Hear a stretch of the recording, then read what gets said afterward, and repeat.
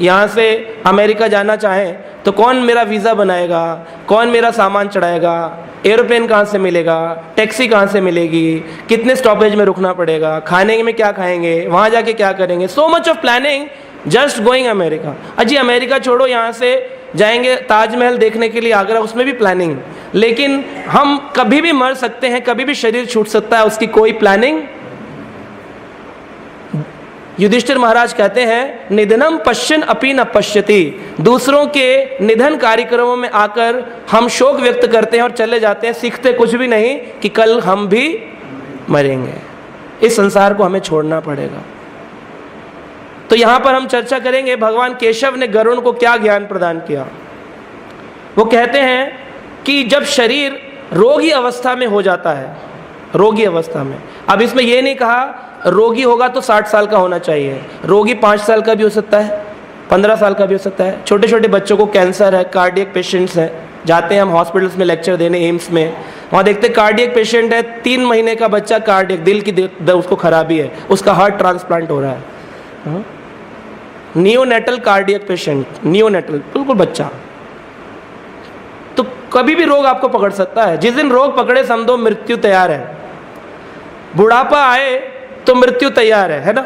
बुढ़ापा आए तो अभी आदमी बोलता है रिटायर हो गए, अभी बुढ़ापा आया। 1 साल के बच्चे से पूछो हाउ ओल्ड आर यू, क्या कहता है 1 ईयर। कभी कोई कहता है 1 ईयर यंग, जी अभी तो नया नया जवान हूं, 1 साल का यंग, क्या कहता है 1 ईयर। और आप कहते हैं बुढ़ापे के बाद मृत्यु नजदीक है, इसका मतलब 1 साल के भी बाद मृत्यु नजदीक ही है। आई एम 1 डे ओल्ड, 1 दिन के बाद भी मृत्यु नजदीक है। Anybody can go any time and what is your preparation, तैयारी क्या है। तो कहते हैं कि शरीर पूरा क्षीण हो जाता है और जब मृत्यु आती है रोगग्रस्त होता है, कंठ अवरुद्ध हो जाता है, आंखों में पानी भर जाता है और एक व्यक्ति को एक बिच्छू काटे जितना दर्द होता है, ऐसे 40,000 बिच्छू एक साथ एक जगह पर एक वक्त पे डंक मारते हैं, इतना पेन होता है। तब हम जो हैं आत्मा, वो इस शरीर से बाहर निकलती है। लोग बोलते नहीं आत्मा आत्मा कुछ नहीं होती,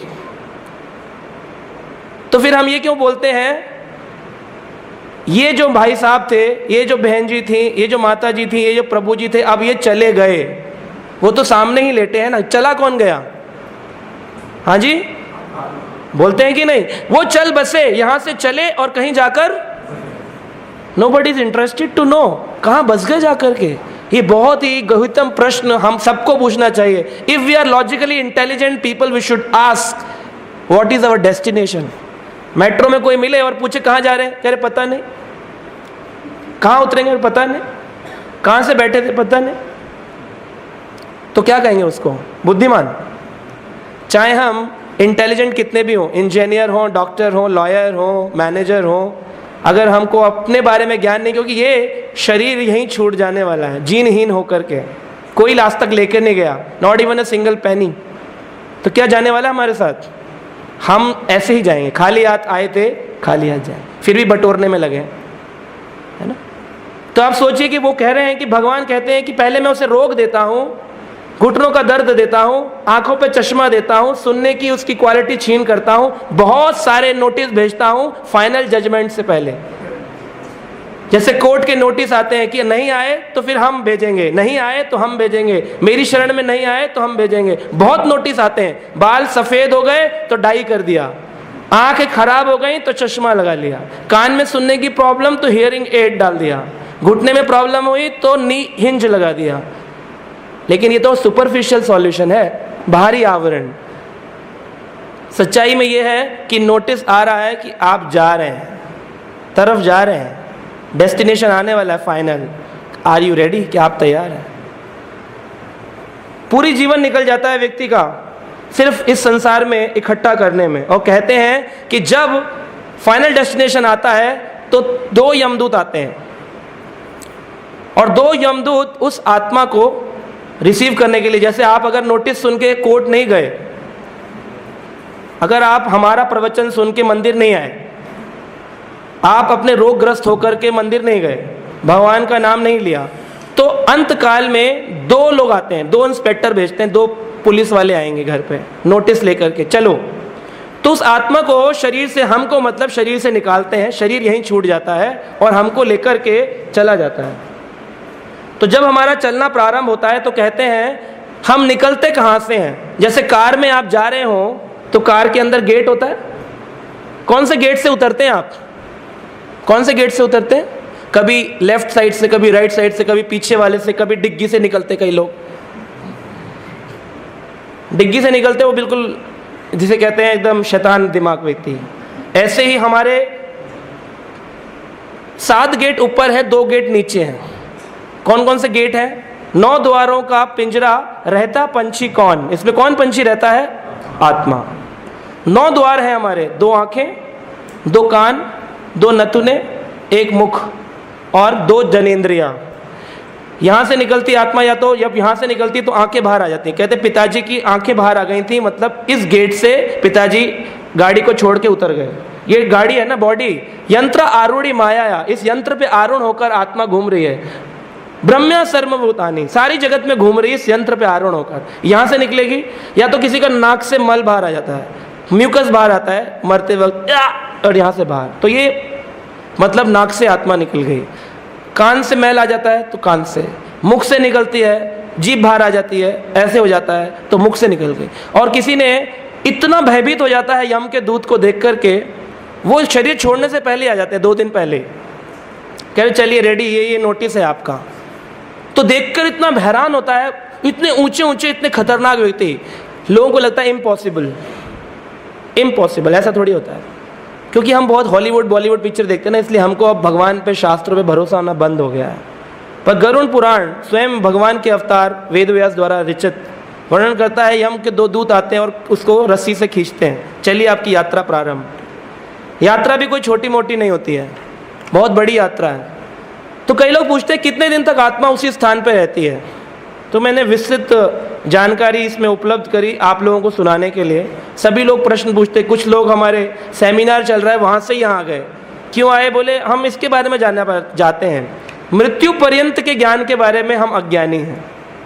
तो उसका वर्णन इसमें गरुड़ पुराण में है। तो हमारे शरीर में 3 प्रकार का शरीर रहता है। ऊपर हमारा 5 तत्वों का शरीर है, भूमि, गगन, वायु, अग्नि, नीर, 5 चीज़ों का बना स्थूल शरीर। इसके नीचे रहता है एक छोटा शरीर जिसको कहते हैं सूक्ष्म शरीर। उसमें 3 चीज़ें रहती हैं, मन, बुद्धि, अहंकार। उसके अंदर एक और शरीर होता है जिसको कहते हैं सत, चित, आनंद, आत्मा। स्थूल शरीर को यहाँ आपके क्रिमिनेशन के लिए, अंतिम संस्कार के लिए छोड़ देते हैं। सूक्ष्म शरीर को आत्मा के साथ में, मतलब आपको निकाल करके ले जाते हैं। शरीर तो आपका खाली यंत्र है। जैसे मेरा कुर्ता, ये तो मैंने धारण किया है। अगर मैं कुर्ता उतार के चला जाऊं तो ये नहीं कह सकते अरे प्रशांत मुकुंद प्रभु जी तो यहीं रह गए, चले गए ना, होता कुर्ता उछाड़ गए। ऐसे ही वासाम से जीर्णानि यथा विहाय, जैसे ही पुराना हो जाता है शरीर, आत्मा छोड़ करके दूसरे शरीर में प्रवेश कर जाती है। तो जो लोग सकर्म करते हैं, अच्छा कर्म, उन लोगों के साथ क्या होता है? जो लोग विकर्म करते हैं उन लोगों के साथ क्या होता है? और जो लोग भक्ति करते हैं, अकर्म, हर एक चीज भगवान को जोड़कर करते हैं, उनके साथ क्या होता है? वो चर्चा करते हैं। कहते हैं कि जब स्थूल शरीर को छोड़ करके सूक्ष्म शरीर और आत्मा को यम के दूत निकाल के ले जाते हैं, तो वहां पर वो कहता है मैं अपने परिवार के साथ रहना चाहता हूं, क्योंकि अभी उसको ट्रैवलिंग के लिए तो एक गाड़ी चाहिए। उस शरीर को कहते हैं अतिवाहक शरीर, या फिर कहते हैं उसको यातना शरीर। क्या कहते हैं? या फिर अतिवाहक। अतिवाहक मतलब तेज गति से चलने वाला वाहन। अतिवाहक शरीर को प्राप्त करते हैं। लेकिन वो प्राप्त कैसे होता है? अगर अच्छा पुत्र हो। अगर घर में पुत्र अच्छा ना हो, पू नामक नरक से तारने वाला पुत्र होता है, मतलब जो पू नामक नरका त्रायते इति पुत्रा, जो पू नामक नरक से नहीं तार सकता वो होता है लड़का, जो कि माँ बाप के लड़ने के बाद लड़ाई करता है कि मेरे को पैसा दो, मेरे को पैसा दो। जो कहता है बेटा, जो कहता है बंटवारा करो, बंटवारा करो, वो बंटवारा करता है, वो होता है बेटा। जो लड़ाई करता है वो होता है लड़का। लेकिन जो पू नामक नरक से तारता है वो होता है पुत्र। बहुत ही कम घरों में पुत्र हैं, सभी घर में लड़के हैं या फिर बेटे हैं, पुत्र नहीं है।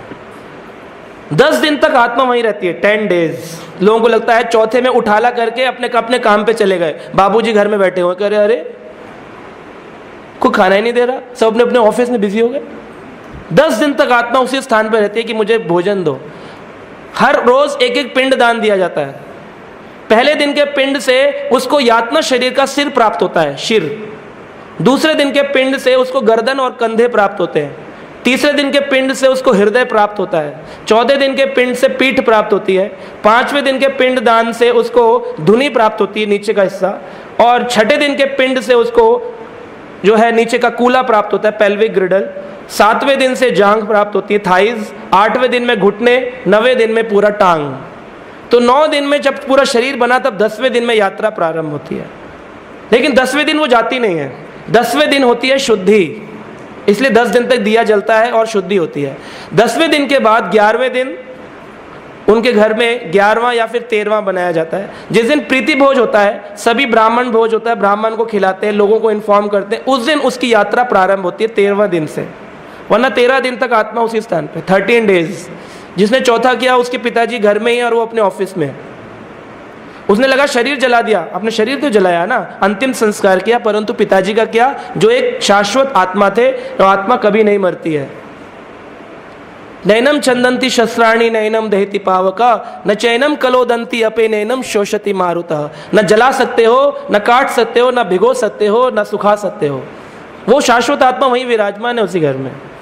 अब उसकी यात्रा प्रारंभ हुई, क्योंकि घर में पुत्र नहीं था, तो बताते हैं इस पृथ्वी से यम लोक की दूरी है 86,000 योजन। कितनी? 86,000 योजन। एक योजन में 7.5 मील होते हैं और एक मील में 1.6 किलोमीटर, तो 86,000 योजन कितना हुआ? 10,32,000 किलोमीटर, मतलब 10.5 lakh kilometre approximately. 10.5 lakh kilometre चलना है, कैसे? पैदल। हर रोज आत्मा 247 योजन यात्रा अपनी पूर्ण करती है। 247 योजन मतलब 3,000 किलोमीटर। अभी बोले 2 किलोमीटर वॉक करो डॉक्टर, तो चलते नहीं। फिर ऐसी गति मिलती है सूक्ष्म शरीर की कि 3,000 किलोमीटर रोज ट्रैवल नहीं करेंगे तो यम लोक तक भी नहीं पहुंच पाएंगे। तो गरुड़ पुराण वर्णन कर रहा है, विस्तृत वर्णन, कि किस प्रकार से आत्मा चलती है। पूरा यहाँ से यमलोक तक जाने में 348 दिन लगते हैं, मतलब पूरा वर्ष। मतलब जैसे आज का दिन है, ये बहुत ही मुख्य है, क्योंकि अभी आखिरी स्टेशन प्राप्त हुआ और अब वो यमलोक को पहुंचेगी आत्मा। लेकिन ऐसा किसके साथ है? जो भगवान का भजन नहीं करता। जो भगवान का भजन करते हैं, हर चीज भगवान को अर्पित करते हैं, उन लोगों के साथ ऐसा नहीं होता। उनके साथ गरुड़ का विमान आता है, 2 विष्णु दूत आते हैं और कहते हैं चलिए विमान पे बैठिए। वो एकदम गो एयरवेज उसके साथ चला जाता है ना। एयरवेज में बैठ करके इंटरनेशनल एयरप्लेन जा रहा है सीधा, बिना किसी प्रॉब्लम के। लेकिन जिसका एरोप्लेन तभी आएगा जब उस एरोप्लेन का टिकट आपने खर्च किया होगा। वो टिकट क्या है? भगवान का नाम जप, हरे कृष्णा कृष्णा कृष्णा हरे हरे, हरे राम राम राम हरे। भगवान के यमलोक को बोलते हैं संयमणि। क्या बोलते हैं? संयमणि। संयमणि लोक। संयमणि पृथ्वी से ऊपर का लोक है, जिसे भूवर लोक भी बोलते हैं। भूलोक, भूवर लोक। उसके ऊपर है स्वर्ग लोक, उसके ऊपर जनलोक, तपलोक, महालोक, सत्यलोक, ब्रह्मलोक आता है। सत्यलोक ब्रह्मलोक एक ही है। तो इस तरह से 7 लोक ऊपर है और 7 लोक नीचे। नीचे कौन से हैं? तल वितल, अतल वितल, सूतल, तलातल, महातल, पाताल, रसातल। फिर नीचे गर्भोदक सागर आता है। ये सारी कॉस्मिक क्रिएशन इसलिए नहीं मालूम आप लोगों को क्योंकि आप पढ़ते नहीं हैं। आप पढ़ेंगे तो सब मालूम होगा। मैथमेटिक्स नहीं पढ़ेंगे तो 2 + 2 4 मालूम ही नहीं पड़ेगा किसी। पढ़ेंगे तो मालूम पड़ेगा। तो जब ये आत्मा यमलोक पहुंचती है संयमणि, तो जो लोग पुण्य लोग हैं उनको जाने के लिए रोज रोज 3,000 किलोमीटर यात्रा चलती है। इसमें 16 स्टेशन आते हैं। यहाँ से जाएंगे बॉम्बे तो स्टेशन तो आएंगे, अमेरिका जाएंगे तो फ्लाइट बीच में कई जगह रुकेगी। आत्मा को 2 यमदूत तब ले जाते हैं तो 16 स्थानों पे वो आत्मा रुकती है, 16 जगह। सारे स्टेशन का नाम भी बताए गए हैं। पहला स्टेशन है यमपुर, यम्यपुर। वहाँ पर पुष्पभद्रा नाम की नदी बहती है और वहाँ पर एक वट वृक्ष है। अगर इस व्यक्ति ने कभी भगवान का नाम जप नहीं किया, इस व्यक्ति ने कभी जप किया लेकिन बहुत अपराध किया, वैष्णवों के साथ बहुत अपराध किया और इसने अपना वैष्णविज्म खो दिया, भक्ति खो दी अपनी सारी, भगवान इसको भक्त नहीं मानते। भगवान कहते हैं जो भक्त का अनादर करता है वो मेरा भक्त नहीं है। तो जो भक्त नहीं है उसके साथ फिर यही होना है सेम। यम्यपुर में जाएगा, वहाँ पर 10 सूरज होते हैं, एक सूरज नहीं, हर सूरज का टेम्परेचर 50 डिग्री सेल्सियस और इतनी गर्मी होती है। ऐसी गर्मी में गर्म बालू पे चलना पड़ता है, मतलब रेत भी गर्म होती है। और अगर स्पीड स्लो किया तो पीछे वाले लोग हंटर मारते, दोनों कहते तेज चलो, तुम्हारे पास तो एक ही सफर है, हमें रोज रोज करना होता है, हमें टाइम पूरा करना है ना। और फिर वहां पर पेड़ की छाया उसको मिलती है जिसने पुण्य किए हों, जिसने पाप किए हों उसको पेड़ भी नहीं मिलते। जिसके पुत्र हो वो दान में चप्पल आदि दान करते हैं तो उनको वहाँ चप्पलें मिलती हैं, जो कपड़े आदि दान करते हैं उनको कपड़े मिलते हैं। जो लोग कुछ भी दान नहीं करते, न भगवान के लिए, भगवान के मंदिर के लिए कुछ भी दान नहीं करते, उनके पूर्वज पित्र पैदल पैदल रेत में चलते हैं और उनको बहुत पिटाई होती है वहाँ पे। वो देखते हैं पुण्य कर्म वाला तो छाव छाव में जा रहा है और मेरी गाड़ी एकदम ऐसे जा रही है, लोकल ट्रेन, 100 लोग बैठे हुए साथ में और बोल रहे थोड़ा जगह दो ना। और वो जो जा रहा है पुण्य वाला, जिसने दान बहुत दिया, दानी व्यक्ति था, वो जा रहा है पूरा अच्छे से एक्सप्रेस ट्रेन में, सेकंड एसी के डिपार्टमेंट में, एसी ठंडक में जा रहा है एकदम। उसे चप्पल की आवश्यकता नहीं है, उसने बहुत दान दे दिया ना, इसलिए चप्पल दो ना दो कोई फर्क नहीं पड़ता। लेकिन जिसने दान भी नहीं दिया, बड़ा कंजूस था, मैं दान नहीं दूंगा, मंदिर को कुछ नहीं करूंगा, ये करूंगा वो करूंगा, किसी के साथ अच्छा नहीं करूंगा, गाय को खाना नहीं दूंगा, बस मेरा मेरा मेरा मेरा, वो व्यक्ति ऐसे जा रहा है पैदल पैदल। ऊपर से संस्कार भी नहीं दिए, मॉरल वैल्यूज अपने बच्चों को पीछे कि बेटा जब मैं चला जाऊं तो क्या करना चाहिए, ये ज्ञान सुनते नहीं हैं लोग। बहुत ही जरूरी है, जितना इंजीनियरिंग जरूरी है, जितना एस्ट्रोलॉजी जरूरी है, जितना एस्ट्रोनॉमी जरूरी है, the same importance is life after death, मरने के बाद क्या। और फिर जो लोग श्राद्ध नहीं करते उनको खाना भी नहीं मिलता, पितरों को भूखे जाना पड़ता। तो जब पितृ के लिए भोजन बनाते हैं घर में और बोलते हैं आज श्राद्ध है, श्राद्ध देंगे श्रद्धा पूर्वक, फेथफुली, तो वो खाना देने पर, वो प्रसाद देने पर क्या होता है, उसका 2 भाग उनको मिलता है जो अतिवाहक शरीर है, शरीर की पुष्टि के लिए। उसका 1/4 भाग आत्मा को मिलता है और 1/4 भाग यमदूतों को मिलता है। लेकिन अगर किसी बच्चे ने भोग ही नहीं लगाया, प्रसाद ही नहीं निकाला श्राद्ध के दिन, तो क्या होगा, शरीर क्षीण हो जाएगा जो मिला है अतिवाहक, आत्मा भी भूखी, और यमदूत भूखे होते हैं तो वो और मारते, कहते तेरे कारण हम भी भूखे हैं। तू तो खाया नहीं, साथ में तूने संस्कार नहीं दिया अपने बच्चों को, कभी मंदिर नहीं लेके गया, पिटाई ले, है ना। 348 दिन तक ये पिटाई जारी रहेगी। और 16 स्टेशन है, यम्यपुर, उसके बाद आता है समयपुर, फिर आता है शौरीपुर, फिर आता है गंधर्वपुर, फिर आता है शालिग्रामपुर। शालिग्राम जो है पुल, वहाँ पर पत्थरों की वर्षा होती है। ये अलग अलग बड़े भयानक है, जितना जितना आगे स्टेशन बढ़ेगा भयानक स्टेशन है। हाँ, शैलपुर में बहुत ही ज़्यादा वर्षा होगी पत्थरों की, शैलग्रामपुर। फिर होता है कौरंचपुर, क्रूरपुर, क्रूरपुर में बहुत क्रूरता से बड़े बड़े लाल लाल आंखों में लोग देखेंगे, डराएंगे आपको, क्रूरपुर। विचित्रपुर आएगा, एकदम विचित्रपुर। फिर ब्रह्मपुर, दुखपुर, दुखपुर में बहुत दुख मिलने वाले हैं जैसे इस संसार में मिल रहे हैं। नानकक्रंदपुर, सुप्तपुर, रुद्रपुर, पर्यावर्षणपुर। उसके बाद बताते हैं शीतधायपुर, शीत मतलब इतनी ठंडा पड़ेगी, -40 डिग्री सेल्सियस टेम्परेचर, और इधर कोई दान नहीं दे रहा, आपका बच्चा कपड़ा वपड़ा कुछ दिया नहीं तो बेचारा ठंड में चला जा रहा है। शीतधायपुर, शीत ढाती है। और लास्ट में आता है बहुभीतिपुर, ये आखिरी स्टेशन 11वें महीने में मिलता है। तो एक साल 348 दिन में आत्मा ये 16 स्टेशन कवर करती है। और हर दिन स्टेशन पे जब वो पहुंचता है उसको कुछ ना कुछ श्राद्ध का भोजन चाहिए होता है। लेकिन परिवार के लोगों को संस्कार नहीं है, ज्ञान नहीं है, अज्ञानी लोग क्या देंगे। तो इस तरह से कोई नाम जप नहीं किया तो उसके जीवन में इस तरह से उसको सफ़र करना पड़ेगा, भयानक सफ़र, है ना। 11वें महीने में ये आत्मा पहुंचती है, इसीलिए श्राद्ध कर्म आखिरी दिन किया जाता है, नॉट 12वें महीने में, 11वें महीने में। क्यों करते हैं, इसलिए करते हैं क्योंकि 12वें महीने में वो पहुंच जाएगी यमलोक पे, तब होगा डिसीजन उसका क्या करना है क्या नहीं करना है। जो लोग एंड में पहुंचेंगे उन लोगों के बारे में बताया गया है कि वहाँ यमराज के लोक में पहुंचकर उनको सबसे पहले मिलना पड़ेगा वहाँ के जो हेड होते हैं यमराज के गेट पर संयमणि स्थान में, और उनका जो ऑफिस है वो 44 योजन का है, 44 योजन मतलब 330 मील का ऑफिस। आपका ऑफिस कितना बड़ा है? 330 मील का ऑफिस यमराज का है। यमराज के ऑफिस में आपको खड़ा कर देंगे, 2 डोर कीपर होते हैं, 2 गेट कीपर।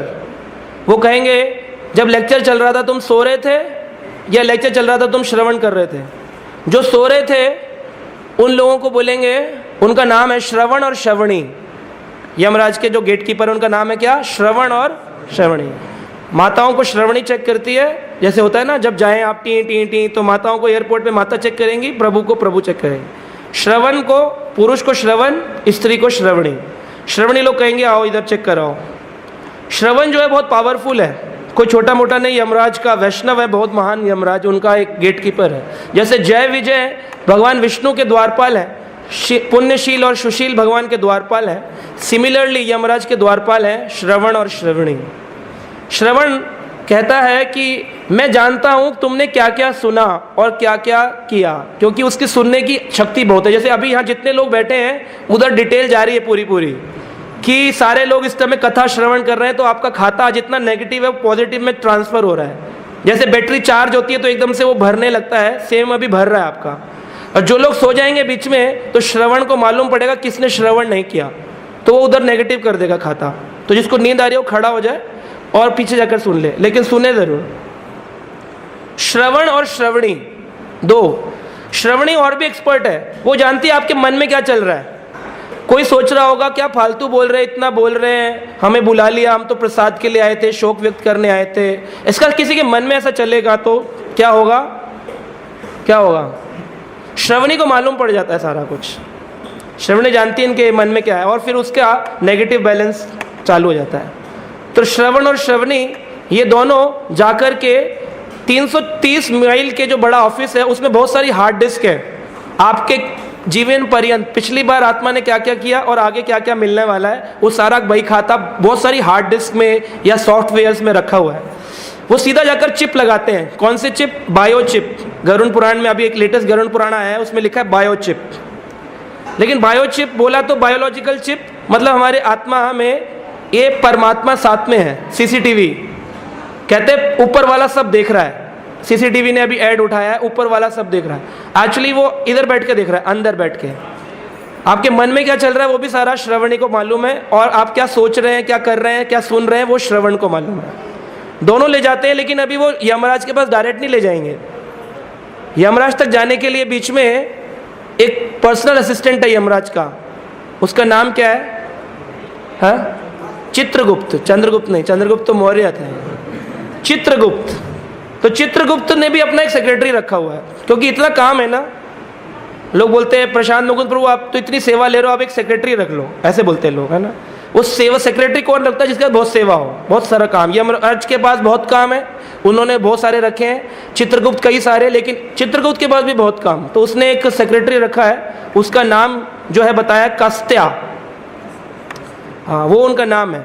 और वो क्या करते हैं, वो सारा डिटेल बताते हैं कि चलो चलो इनका बायो चिप लैपटॉप में लगाओ, डेटा खोलो, MIS रिपोर्ट चेक करो, कितना पुण्य किया, कितना पाप किया। एक्सप्रेस ट्रेन से आया है, मालगाड़ी से आया है, पैदल चल के आया है, पिटता हुआ आया है, लाल लाल मुंह है, कैसा हालत है इसकी। वहाँ पे 4 डोर होते हैं, दक्षिण, पूर्व, पश्चिम, उत्तर। वो सारा जैसे डिटेल डालेंगे पता चल जाएगा।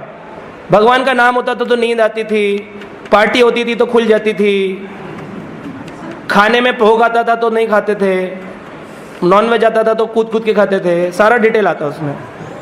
और फिर वो नीचे ऑडिटर बैलेंस शीट में नीचे बैलेंस तो कलर आता है, रेड कलर आया तो नरक, ग्रीन कलर आया तो ग्रीन पास हो गया तो स्वर्ग, और अगर कोई कलर नहीं आया तो वैकुंठ धाम। कलर ही नहीं आया ना उसका।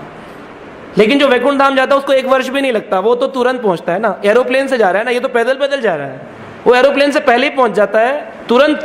अब वहां पर जो चित्रगुप्त है उसको मालूम पड़ता है कि ये व्यक्ति जो है पापी है। ढोंग तो किया इसने बड़ा अच्छा व्यक्ति बनने का, बहुत एग्जीक्यूटिव था, ब्लेजर टाई सूट पहन के ऑफिस जाता था, पर भगवान के प्रति कोई शरण नहीं थी इसकी। उस व्यक्ति को देखते ही वो ऐसे बोलता है आ गए, ऐसे, और गुस्सा करते हैं उसको, चल।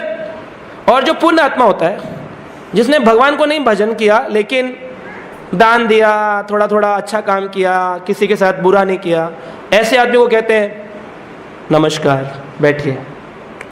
और जो होता है भक्त, जिसने पूरा जीवन भगवान का नाम जप किया हो, वो तो एरोप्लेन से उतरा है तो उसको एक स्पेशल सिक्योरिटी मिलती है। स्पेशल सिक्योरिटी में उसको कहते हैं, वो खुद दंडवत प्रणाम करते हैं, ओह आप आइए आइए, पहले इन्फॉर्मेशन था आपका कि आप तो दूसरे गेट से जा रहे हैं ना, पूर्व द्वार से, आप तो ऊपर वाले हैं ना, इधर उधर का डिसीजन आपका नहीं, आप जाए। तो बेचारा पूरा एकदम बाईपास करता हुआ स्पेशल एंट्री से चला जाता है।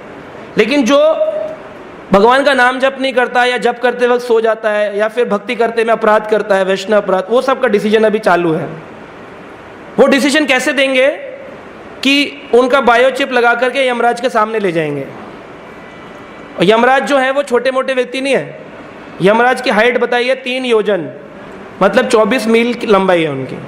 और पर्वत के जैसे काले वाहन, खतरनाक बैल उनका वाहन, हाथ में दंड देने के लिए एक दंड है, और एक साथ में मृत्युपाश बांधने के लिए हंटर जैसे मृत्युपाश, और एक है यमदंड दंडित करने के लिए। और उनके वस्त्र है पीले रंग के वस्त्र, कुछ काले काले कुछ पीले पीले, आंखें लाल लाल रंग की हैं, विकराल स्वरूप है उनका। उनके सामने ले जाते हैं, और जैसे ही वो देखते हैं ये पापी व्यक्ति, इसने कभी भगवान के मंदिर में नहीं गया, बड़ा ही नास्तिक था, एथिस्ट काइंड ऑफ पर्सनैलिटी, तो जैसे अभी पूछते भी नहीं कौन हो, पहले एक मृत्युपाश मारते उसको खींच करके, दौड़ ऐसे धाड़ से हंटर मारते। बेचारा लगता है उसको, कहता है यार प्रोग्राम में आया था, इस्कॉन वाले आए थे, बताया भी था, मैंने उस टाइम क्यों नहीं माना उनकी बात, मुझे बड़ा फेक लग रहा था उस टाइम। तो वो बेचारे लगता है, वो क्या कर सकते हैं, तो सिस्टम इज सिस्टम। तो those who are devotees, actually Yamraj भी उनको खड़े होकर दंडवत करते हैं, कहते हैं, और उसको भय भी नहीं होता। डिवोटी को लगेगा ओह कितने महान वैष्णव हैं, आप तो 12 महाजनों में से एक हैं। वो कहेंगे हाँ हाँ आप भी कोई महान भक्तों में कम नहीं है, चलिए वैकुंठ चलिए, आप वैकुंठ चलिए। तो यमराज उनको वैकुंठ की तरफ, उनको वो भगवान जैसे दिखेंगे, देवता जैसे लगेंगे, लेकिन एक व्यक्ति जिसने पुण्य और पाप में अटका रहा, उसको वो दंड देने वाले खतरनाक लगेंगे। वही एक डबल रूप। जैसे एक जेलर है, उसको जब ऑफिस जाता है तो कैदियों को बड़ा डर लगता है, लेकिन जब वो घर आता है तो बच्चे पापा पापा करके चढ़ जाते हैं। वही जेलर एक के लिए दंड देने वाला है और एक के लिए प्रियजन है। तो ये देखना पड़ेगा, आपने जीवन में अपना प्रिय बनाया, उनको वैष्णव माना उनको, या उनको खाली यमराज को एक गंदा कैरेक्टर माना। तो इस तरह से आत्मा चलती है। अभी लोग पूछते हैं कि श्राद्ध करने का फायदा क्या, जैसे आज यहाँ पर किया नहीं किया क्या फर्क पड़ता है। श्राद्ध में गाय दान, श्रील प्रभुपाद इस्कॉन के फाउंडर आचार्य थे, उनके पिताजी ने अपना शरीर त्यागने से पहले अपने पुत्र अभय चरण को बुलाया और कहा कि हमारे घर में जो गाय हैं उनको आप गौड़िया मठ में दान दे दो। तो इसका मतलब प्रभुपाद लीलामृत में भी बताते हैं कि दान देना, गाय दान देना, ये एक नैतिक कर्म है, हर एक व्यक्ति को करना चाहिए, मंदिर कार्यों में दान देना। तो लोग पूछते हैं कि हमारा दिया हुआ श्राद्ध हमने खाना लगाया, वो कैसे हमारे पितृ तक पहुंचेगा। तो आप जो ईमेल लिखते हैं अपने घर में बैठ के, वो कैसे अमेरिका पहुंच जाता है। आप व्हाट्सएप में मैसेज भेजते हैं, वो कैसे पहुंचता है। तो 3 प्रकार की चीजें बताई हैं, अग्नि, शात, विश्वदेव, वरुण देव। ये सारे देवता हेल्प करते हैं, पानी के द्वारा, अग्नि के द्वारा और वायु के द्वारा। ये सारे खाने को ले जाते हैं सूक्ष्म रूप में। जैसे फोन पे बात करते हैं तो ट्रांसेंडेंटल वाइब्रेशन के थ्रू बातचीत होती है, ऐसे ही जो ये वाइब्रेशन से बात हो रही है, भगवान से बातचीत करनी हो तो वाइब्रेशन कौन सी होती है, हरे कृष्णा कृष्णा कृष्णा हरे हरे, हरे राम राम राम। फिर यहाँ पर डिसीजन होता है कि तुमने अच्छे काम किए हैं तो तुमको देवता बना के स्वर्ग ले जाएंगे, तुमने बुरे काम किए हैं तुमको नरक ले जाएंगे, तुम भक्ति किए हैं तो तुमको कहाँ जाएंगे, वैकुंठ धाम। लेकिन जो व्यक्ति का डिसीजन पेंडिंग चला जाता है, बैलेंस शीट जो है बैलेंस में आ जाती है, इधर भी नहीं उधर भी नहीं, किधर, तो कहते हैं तुम पितृलोक में वेट करो। तो एक लोक है, उसका नाम है पितृलोक। और पितृलोक में कई कई जन्मों तक पितृ वेट करते हैं, क्योंकि पुत्र जो है वो भक्त नहीं है। प्रहलाद महाराज का जब जन्म हुआ, जिनका फोटोग्राफ यहाँ है, नरसिंह भगवान उनके लिए प्रकट हुए। तो उन्होंने जब भगवान की प्रार्थना करी, श्रीमद् भागवत के 7वें स्कंद में वर्णन है, उन्होंने पूछा मेरे पिता तो राक्षस थे, उनका उद्धार कैसे होगा भगवान। तो भगवान ने कहा 3 सप्तभी 3 × 7 7 × 3 21, जिस व्यक्ति की 21 पीढ़ियां तर जाती हैं, त्रिसप्तभी पिता पूता, पिता की भी और पुत्र की भी, आने वाली और पीछे वाली, और पीछे वाली मतलब पिछले जन्म में आप जिस शरीर में थे उसके भी साथ, तो कई कई पीढ़ियां तर जाती हैं अगर एक व्यक्ति भगवान का नाम जप करता है। तो क्यों डरते हो प्रहलाद? तुम्हारे पिता हिरण्याकश्यपु तो तुमसे पहले धाम प्राप्त कर चुके हैं। त्रिसप्तभी पिता पूता, भागवत में भगवान ने, स्वयं भगवान नरसिंह देव वर्णन कर रहे हैं। तो जो व्यक्ति देवता बनता है उनको जब श्राद्ध देते हैं, अभी वो पितृलोक में तो नहीं है, उनको कैसे मिलेगा? देवताओं को अमृत के रूप में अपने पुत्र परिजन के द्वारा श्राद्ध प्राप्त होता है। जो लोग पशु बनते हैं, नरकों में पिताड़ित होकर के पशु बन जाते हैं, उनको घास के रूप में प्राप्त होता है, घास के रूप में श्राद्ध प्राप्त होता है। जो लोग पक्षी बनते हैं उनको फल के रूप में प्राप्त होता है, और जो लोग मनुष्य बनते हैं दोबारा से, उनको अन्न के रूप में प्राप्त होता है। तो कैसे प्राप्त होता है? ऐसे प्राप्त होता है जैसे आप कोरियर भेजते हैं, उसको आयरमा नाम के जो पितृलोक के राजा हैं, उनका कौवा एक उनका वाहन है, वो कौवे के रूप में आते हैं और पितृ पक्ष में पितृ के रूप में पितृ उस पर सवार होकर के नीचे आते हैं। कौवा रोटी खाता है और फिर ले जाकर के आयरमा नाम के राजा को देता है, राजा आपके पूर्वज को देता है। आप कहेंगे कि खाली ऐसा वर्णन गरुड़ पुराण में, यहाँ तक रामायण में भी इसका वर्णन है।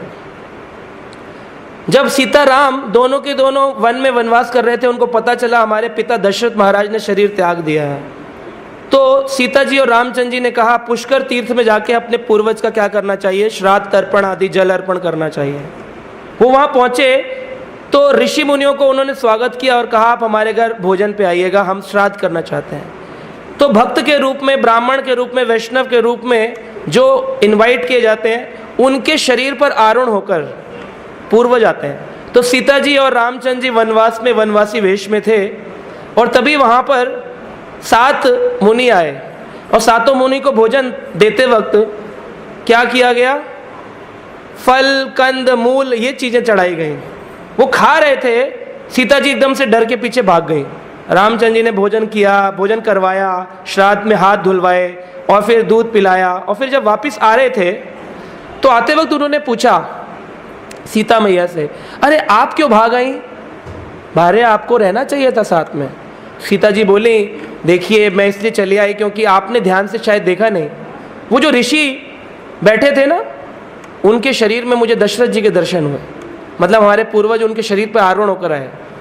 और जब दशरथ जी को मैंने देखा तो मैं घबरा गई। मैंने सोचा वो क्या सोचेंगे, मेरी पुत्र वधू कैसी है? एक वनवासी तपस्विनी वेश में है। मैंने तो उसका विवाह किया था, 16 अलंकारों से पूर्ण उसको रानी बना के घर लाया था, लेकिन आज किस स्थिति में है? तो ये सोचकर उनको दुख होगा। इस दुख से उनको निवारण करने के लिए मैंने क्या किया? मैं डर के पीछे आ गई। अच्छा नहीं लगता ना? तो उन्होंने कहा कि ठीक है, मैं समझ गया, भगवान राम ने। तो ऐसा पुष्टि राम, लक्ष्मण, सीता के समय में भी है, और हमें भी ये समझना चाहिए। लोग कहते हैं कि किस प्रकार के दान करना चाहिए। भगवत गीता के 18वें अध्याय में, पूर्ण अध्याय में भगवान कहते हैं, यज्ञ दान तपः कर्मा ना त्याज्यम कार्यम ततः यज्ञ दानम तपश्च एवा पावनानीनाम मनीषणाम। यज्ञ दान तपश्च एवा पावनानी मनीषणाम। मनीषणाम मतलब बड़े बड़े ऋषि मुनियों को भी दान, यज्ञ और तपस्या पवित्र कर देती है। इसलिए चाहे सन्यासी हो, ब्रह्मचारी हो, वानप्रस्थी हो, गृहस्थी हो, हर एक व्यक्ति को दान आदि कर्म तपस्या करनी चाहिए। पर कैसी, किसको करे? ऑर्फनेज में जाके दे दें दान, ओल्ड एज होम में दे दें। भगवान कहते हैं गीता के 9वें अध्याय में, यद करोषि यद अश्नासी यज्जहोसी ददासी यद तपस्वेसी कौंतुए तत्कुरुषो मद अर्पणम। हे कुंती पुत्र, यद करोषि, जो कुछ भी करते हो, यद अश्नाशी, जो कुछ भी खाते हो, यद जहोसी, जो कुछ भी अर्पण करते हो, ददासी यद, ऐसा करो। यद तपस्वी कौनते हो, अगर कोई तपस्या भी करते हो, क्या करो तुम? तद करोषि मद अर्पणम, वो मेरी अर्पण करो, भगवान कृष्ण के चरणों में अर्पण करो। वो सही मायने में पवित्र दान है। आजकल लोग दान कैसा देते हैं? तमोगुणी दान। दान के साथ बहुत आसक्ति रहती है। पॉलिटिकल लीडर अपने वोट के लिए शराब पिलाते हैं, ये भी दान है। गरीबों की मदद कर रहा हूँ मैं, उनको शराब दे रहा हूँ, जो उनकी इच्छा है पूर्ति कर रहा हूँ, पर ये तमोगुणी दान है। रजोगुणी दान कैसा होता है? दान दिया लेकिन नाम की अभिलाषा है।